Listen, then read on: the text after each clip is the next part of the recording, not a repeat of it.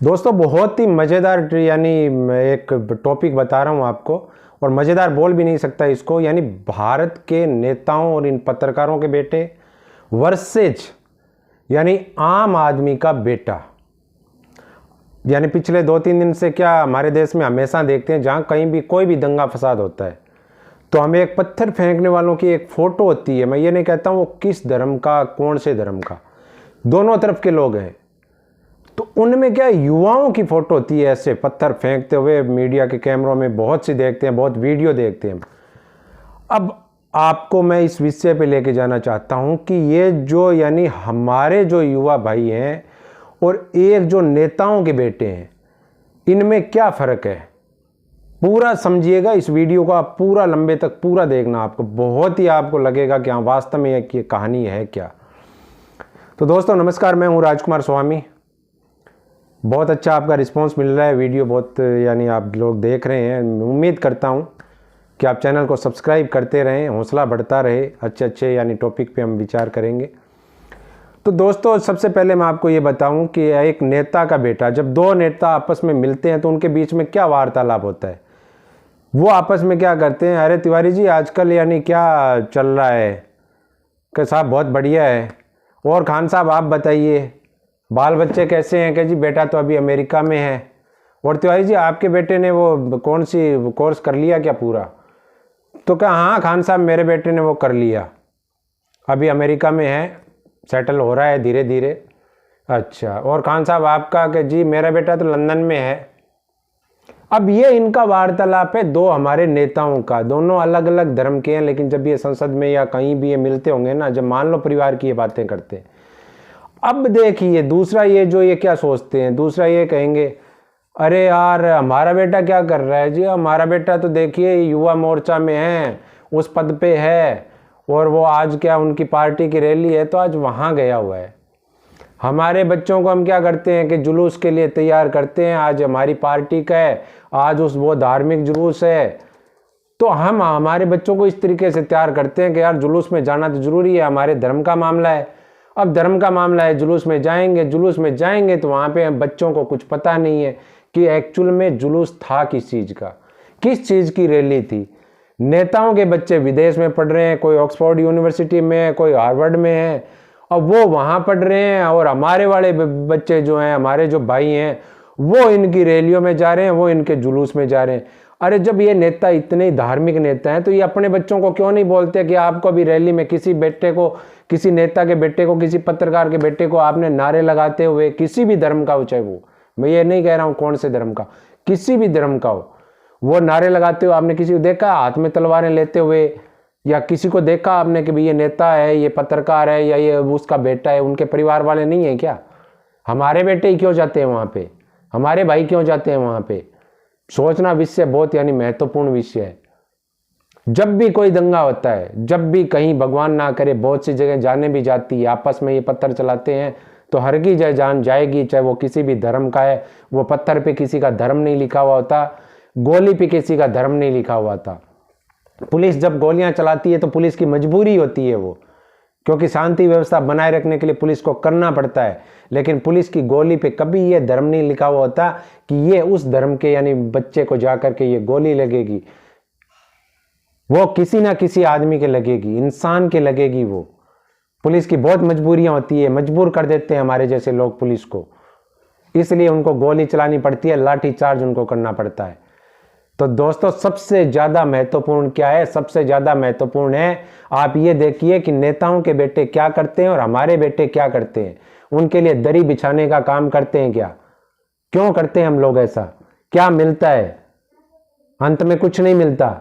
Last में तो आजकल ये टिकटें भी बांटते हैं, तो वो किसको बांटेंगे कि साहब ये पहले कांग्रेस में शामिल था, आज भाजपा में आ गया, चलो इसने टिकट ले ली भाजपा वाली। अब भाजपा वाले 15 साल से बेचारे दरी बिछा रहे थे, वो बैठे रह गए, टिकट कांग्रेस वाला आया वो ले लिया। अब भाजपा का नेता जो है वो कोई आम आदमी पार्टी में घुस जाता है तो कहते हैं हाँ साहब टिकट किसको मिली, कि साहब आम आदमी पार्टी वाले को तो मिली नहीं, भाजपा वाले को मिल गई। क्यों मिल गई? कि साहब ये इसके पीछे जनाधार है, बड़ा नाम है इसका। तो ये सिस्टम को है, इसको आप सोचिए। आप अपने बच्चों को अगर कुछ देना है, हम हाथों में तलवारें क्यों देते हैं? भगवान ज़्यादा खुश थोड़ी होंगे कि अपने यानी तलवार दे दी, या अल्लाह ज़्यादा खुश थोड़ी होंगे कि चलो मुहर्रम का जुलूस है साहब, तलवार लेके हम तो जुलूस निकालेंगे, तब अल्लाह हमारी बात सुनेगा? बिल्कुल नहीं सुनेंगे अल्लाह। अल्लाह कभी नहीं चाहते कि यानी वो ये तलवारबाजी, या और हनुमान जी के हाथ में एक गदा हो या होती थी, कभी चाकू छुरा कोई देखा हनुमान जी के हाथ में? कभी नहीं देखा ना।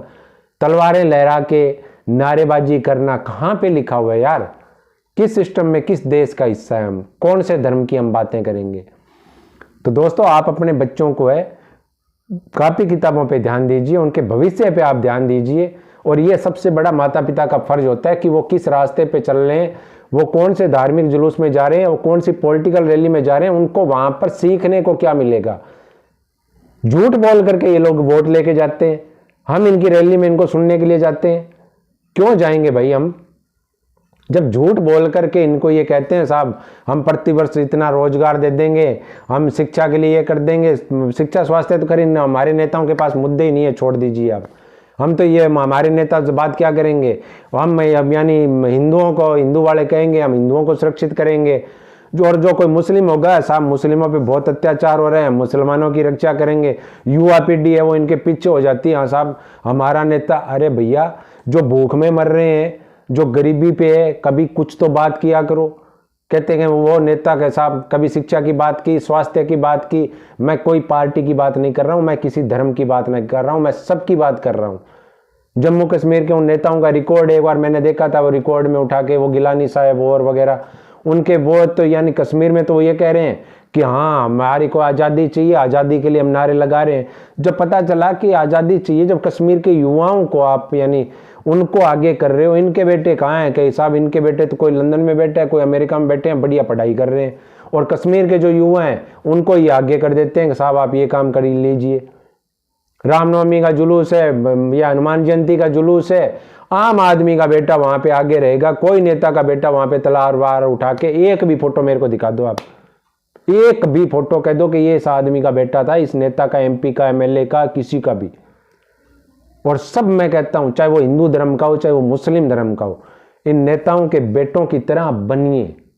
मैं तो ये कहता हूं नेताओं के बेटों की तरह बनिए, क्योंकि इनके बेटे जो हैं वो पढ़ाई लिखाई में ही कामयाब हो रहे हैं।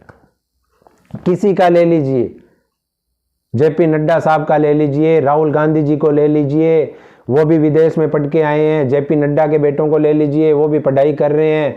लाल कृष्ण आडवाणी जी के परिवार को ले लीजिए, या अरुण जेटली जी के परिवार को ले लीजिए, शिवराज सिंह जी के परिवार को ले लीजिए, किसी के भी आप परिवार को ले लीजिए, कोई भी पार्टी का आप उठा के देख लीजिए। पढ़ाई सबसे जरूरी है, उसके बाद में आपको नेतागिरी करनी है या क्या करनी है। मैं ये नहीं कहता हूं इन नेताओं के बेटे जो हैं वो कोई अपराधी हैं या कोई और है, बिल्कुल नहीं है। लेकिन मैं ये कहता हूं आप पहले पढ़ाई कीजिए, बाद में आप धार्मिक जुलूस में शामिल हो जाइए, अपनी इच्छा के अनुसार जो भी होइए, लेकिन शांतिपूर्वक तरीके से जो भी होता है वो उसको आप करिए। धार्मिक भावनाओं को में आप इतना मत बहिए कि हमें पता ही नहीं है कि हम धर्म के लिए कर क्या रहे हैं। सोचना जरूर, कोई आपका भाई, कोई आपका बेटा अगर ऐसे जुलूसों में शामिल होता है तो सबसे पहले उसको रोक लीजिए, उसको पढ़ाई पे ध्यान दीजिए कि बेटा पहले भविष्य ये है, पहले पढ़ाई पे ध्यान दीजिए, बाद में ये तलवारबाजी वगैरह जो भी होगा वो बाद में देखा जाएगा। यार तलवारें लेकर के क्या निकालना चाहते हैं, समझ से बाहर है। और ये पत्रकार कवरेज करते हैं, देखिए ऐसा किया, फलाना किया। पत्रकारों के ट्वीट आप देख लीजिए, कह देंगे अरे इसने तो हिंदू धर्म वाले ने ये कर दिया, दूसरा कहेगा मुस्लिम वाले ने ये कर दिया, जबकि ये खुद कभी, अरे पूरे दिन आप 24 घंटे पत्रकारिता थोड़ी करते हो यार, आपकी तो ड्यूटी है ना 8 घंटे की, 10 घंटे की। उसके बाद में आप भी तो आइए जुलूस में नारेबाजी करते हुए, वो अड़दंग करते हुए। आप क्यों नहीं आते? सारे लोग वहां पे पत्रकार कैमरा लेके थोड़ी खड़े रहते हैं, आपकी 8 घंटे ड्यूटी होगी। उसके बाद में आइए, आप भी तो जुलूस में शामिल होइए। क्यों नहीं होते? सिर्फ आप ट्विटर पे लिखने के लिए या न्यूज चैनल में चलने के लिए, उसी के लिए हैं क्या आप? तो दोस्तों ध्यान दीजिए, देश को बचाइए। जय हिंद, जय भारत। वीडियो अच्छा लगा हो तो शेयर जरूर करें, चैनल को सब्सक्राइब करें।